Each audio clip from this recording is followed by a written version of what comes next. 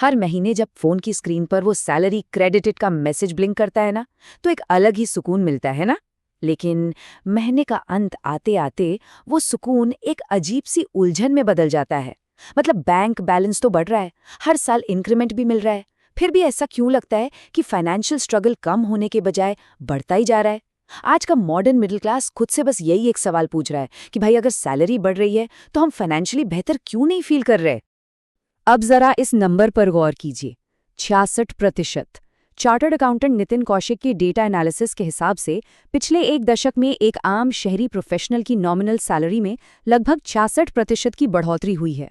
मतलब कागजों पर तो ये ग्रोथ बहुत ही शानदार लगती है। 2015 में जो सैलरी 90,000 रुपए थी, वो आज बढ़कर ₹250,000 हो गई है। सुनने में अच्छा लगता है ना, लेकिन असल में ये सिर्फ एक इल्यूजन है, एक बहुत बड़ा भ्रम है। सच तो ये है कि यह बढ़ोतरी आपकी असली वेल्थ में कोई इजाफा कर ही नहीं रही है।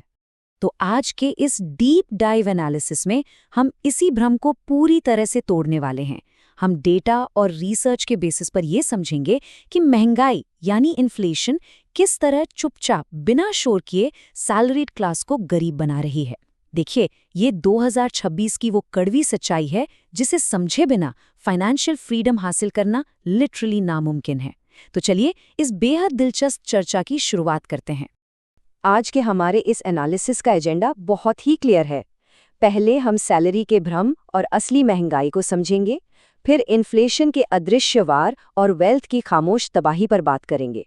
उसके बाद हम देखेंगे कि पुरानी सेविंग्स क्यों फेल हो रही हैं, और फाइनली इस ट्रैप से बाहर निकलने और वेल्थ क्रिएशन के सही रास्ते पर फोकस करेंगे। तो आइए आगे बढ़ते हैं।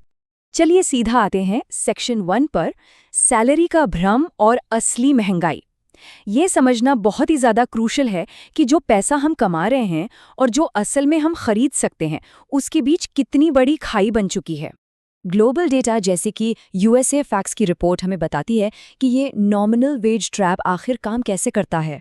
देखिए, नॉमिनल वेज वो रकम है जो सीधे आपके बैंक अकाउंट में आती है, और रियल वेज मतलब, या यूँ कहें कि आपकी असली परचेजिंग पावर, जिससे आप असल में चीज़ें खरीदते हैं। डेटा साफ साफ बताता है कि नॉमिनल वेज भले ही 3.5% की दर से बढ़े हों, लेकिन जब हम इसमें इन्फ्लेशन को एडजस्ट करते हैं तो रियल वेज ग्रोथ लगभग स्टैग्नेंट यानी रुकी हुई नजर आती है। सैलरीड क्लास इसी जाल में फंसा हुआ है। कमाई का नंबर तो बड़ा दिखता है, लेकिन मार्केट में उस नंबर की असली ताकत एकदम कम हो चुकी है। वर्ल्ड बैंक और ओईसीडी के जो ट्रेंड्स हैं वो इस बात को बहुत ही बेहतरीन तरीके से समझाते हैं। जो चीज़ 2015 में 100 रुपए की थी ना, आज उसी के लिए 180 रुपए खर्च करने पड़ते हैं। शहरों में बेसिक सर्वाइवल की कॉस्ट ने सैलरी इंक्रीमेंट को बहुत पीछे छोड़ दिया है। जरा सोचिए, 15,000 रुपए का किराया 35,000 रुपए हो गया है।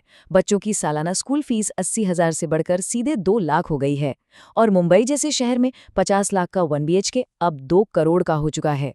ये नंबर्स चीख चीख कर बता रहे हैं कि हमारी सैलरी तो चींटी की रफ्तार से चल रही है, लेकिन खर्चे चीते की रफ्तार से भाग रहे हैं।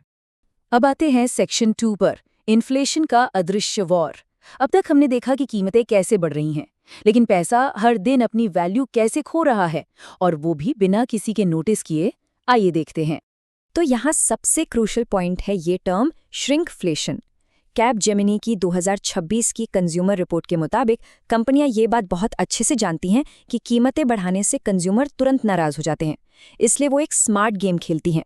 वो कीमत वही रखती हैं, लेकिन प्रोडक्ट की मात्रा चुपचाप कम कर देती हैं। रिपोर्ट में ये भी सामने आया कि 71% कंज्यूमर्स अगर इस हेराफेरी को पकड़ लें तो वो पक्का अपना ब्रांड बदल लेंगे। लेकिन ज्यादातर समय यह इतनी सफाई से होता है कि हमें भनक तक नहीं लगती। इसे हमारी और आपकी रोजमर्रा की जिंदगी के एक उदाहरण से समझते हैं। हम सभी ने वो 10 रुपए वाला मैगी या बिस्किट का पैकेट तो देखा ही है ना? सालों से उसकी कीमत 10 रुपए ही है। हमें लगता है वाह, महंगाई का इस पर कोई असर नहीं हुआ। लेकिन जरा पैकेट के पीछे ध्यान से देखिए। जो बिस्किट पहले 100 ग्राम हुआ करते थे, वो अब चुपचाप 60 ग्राम रह गए हैं। ये एक तरह से कंपनियों की तरफ से बिना मांगे करवाई गई डाइटिंग है। और यही वो इनविजिबल महंगाई है जो हमारी जिंदगी में घुल चुकी है और हमारी वेल्थ को धीरे धीरे खत्म कर रही है।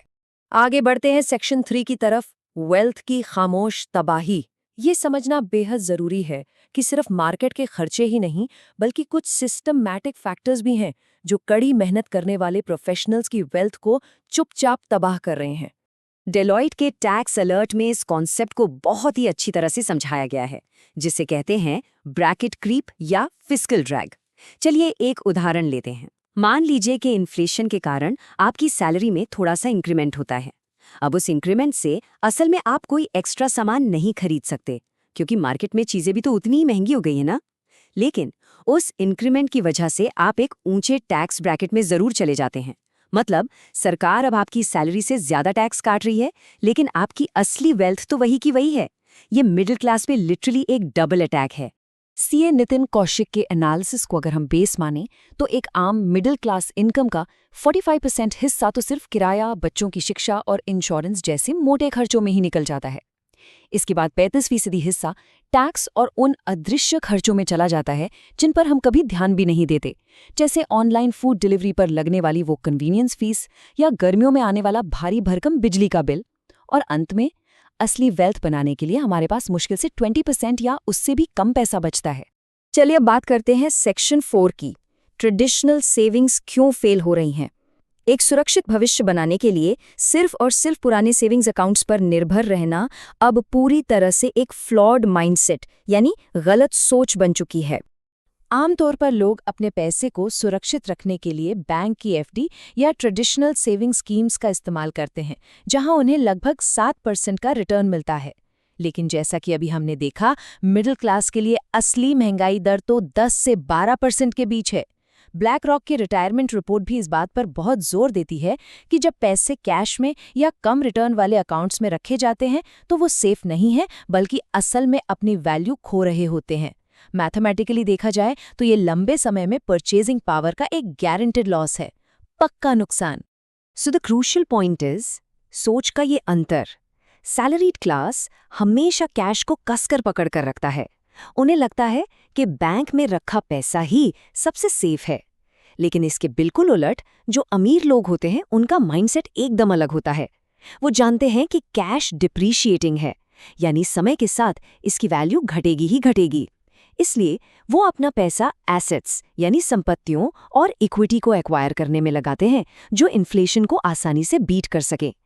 सिंपल सी बात है, अमीर लोग सैलरी के लिए नहीं बल्कि एसेट्स के लिए काम करते हैं। तो चलिए अब आते हैं सेक्शन 5 पर, इन्फ्लेशन ट्रैप से बाहर निकलना।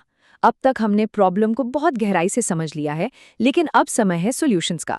इस गोल्डन केज यानी सुनहरे पिंजरे से बाहर निकलने के लिए कुछ बहुत ही प्रैक्टिकल कदम उठाने ही होंगे। इस ट्रैप से बचने के लिए 3 क्रिटिकल स्टेप्स उठाने की बहुत ज़्यादा ज़रूरत है। पहला, कैपिटल ऑडिट। हर महीने ट्रैक करना होगा कि फिजूल खर्ची आखिर हो कहाँ रही है और उन इनविजिबल एक्सपेंसेस को रोकना होगा। दूसरा, सिर्फ एक ही इनकम सोर्स पर निर्भर रहने के बजाय हाई वैल्यू ग्लोबल स्किल्स सीखनी होंगी ताकि इनकम की दूसरी स्ट्रीम्स बन सके। और तीसरा, इन्फ्लेशन को बीट करने वाले एसेट्स बनाने होंगे। देखिए, सिर्फ कंज्यूमर बनकर रहना काफी नहीं है, हमें ओनरशिप हासिल करनी होगी। और अब आते हैं हमारे आखिरी हिस्से पर, सेक्शन 6, वेल्थ क्रिएशन का सही रास्ता।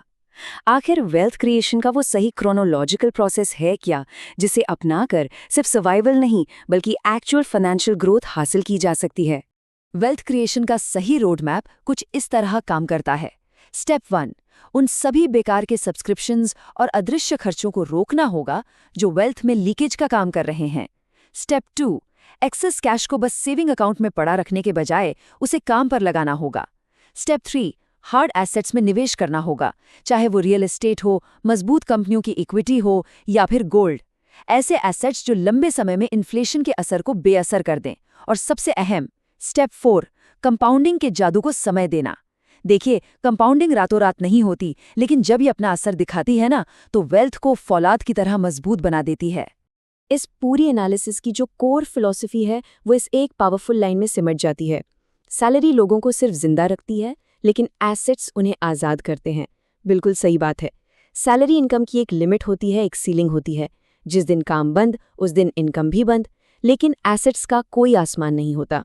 एसेट्स तब भी काम करते हैं जब हम और आप गहरी नींद में सो रहे होते हैं। असली पावर चीज़ों को सिर्फ कंज्यूम करने में नहीं है, बल्कि उन्हें ओन करने में है। और इसी के साथ हम आज के इस एनालिसिस के अंत में आते हैं। अब समय आ गया है कि हर प्रोफेशनल अपना कैपिटल ऑडिट खुद करे और ये सोचें कि क्या उनकी मौजूदा फाइनेंशियल आदतें उन्हें एक सुनहरे पिंजरे की ओर ले जा रही हैं या फिर 2036 तक असली फाइनेंशियल फ्रीडम की तरफ। इस पर गहराई से विचार करना आज के समय की सबसे बड़ी जरूरत है।